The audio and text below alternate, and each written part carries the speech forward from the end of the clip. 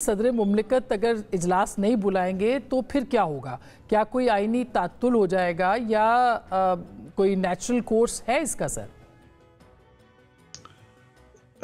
बहुत शुक्रिया। देखिए, बुनियादी बात तो ये है ना कि आइन के आर्टिकल 91(2) में ये लिखा हुआ है कि नेशनल असेंबली शैल मीट। जी, आपने भी इसका जिक्र किया, यानी कौमी असेंबली का इजलास होना है। बुनियादी बात तो ये है। अब उसको किस तरह से बुलाना है और किसने बुलाना है, ये बात सानवी हैसियत रखती है, सेकेंडरी इंपॉर्टेंस की बात है ये।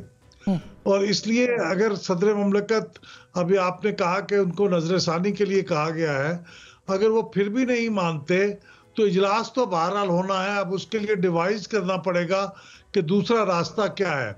और मैं आपको तवज्जो दिला रहा हूं कि जिस तरह से आपने देखा था कि पंजाब के मुंतखब वजीर आला को हल्फ नहीं दिलाया था पंजाब के गवर्नर ने, उस वक्त उनका ताल्लुक भी पीटीआई से था और उन्होंने कहा था कि मैं हल्फ नहीं दिलाऊंगा। तो फिर बिलाखिर कोर्ट ने नेशनल असेंबली के स्पीकर को ये जिम्मेदारी दी थी कि आप लाहौर जाइए और वहां पे चीफ मिनिस्टर को हल्फ दिलाइए। तो ये दूसरा, हालांकि आइन में ये कहीं नहीं लिखा कि नेशनल असेंबली के स्पीकर हल्फ दिलाएंगे, तो इसलिए वो इम्पोर्टेंस नहीं है इस बात की कि कौन हल्फ दिलाएगा। मेरे ख्याल में अगर कौमी असेंबली के स्पीकर ये इजलास तलब कर लेंगे तो मेरे ख्याल में ये बिल्कुल मुनासिब होगा और कोई गलत बात नहीं होगी, किसी आइन और कानून की खिलाफ वर्जी नहीं होगी, क्योंकि सदर मुमलिकत इससे इनकार कर चुके होंगे। सदर मुमलिकत अगर इजलास नहीं बुलाएंगे तो फिर क्या होगा? क्या कोई आईनी तात्तुल हो जाएगा या कोई नेचुरल कोर्स है इसका सर?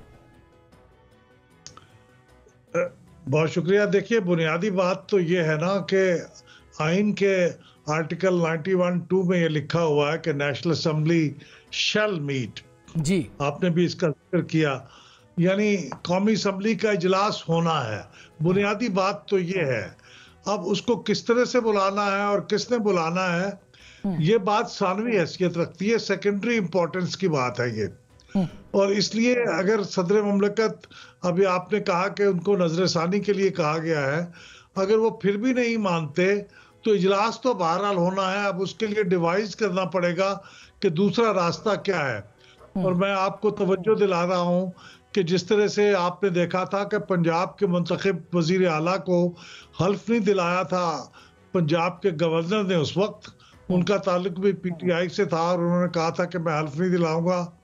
तो फिर बिलाखिर कोर्ट ने नेशनल असेंबली के स्पीकर को ये जिम्मेदारी दी थी कि आप लाहौर जाइए और वहां पे चीफ मिनिस्टर को हल्फ दिलाइए। तो ये दूसरा, हालांकि आइन में ये कहीं नहीं लिखा कि नेशनल असेंबली के स्पीकर हल्फ दिलाएंगे, तो इसलिए वो इम्पोर्टेंस नहीं है इस बात की कि कौन हल्फ दिलाएगा।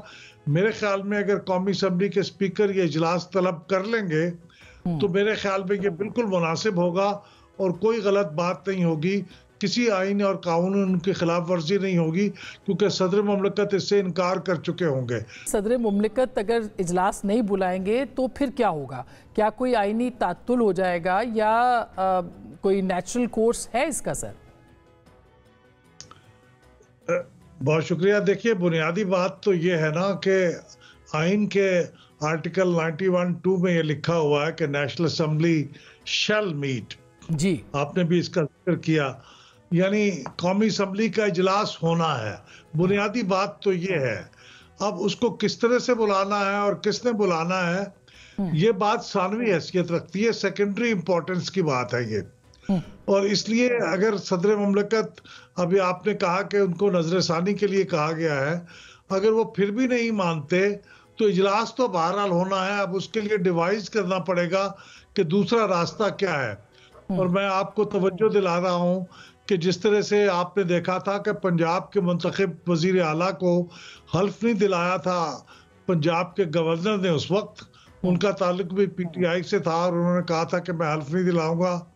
तो फिर बिलाखिर कोर्ट ने नेशनल असेंबली के स्पीकर को ये जिम्मेदारी दी थी कि आप लाहौर जाइए और वहां पे चीफ मिनिस्टर को हल्फ दिलाइए।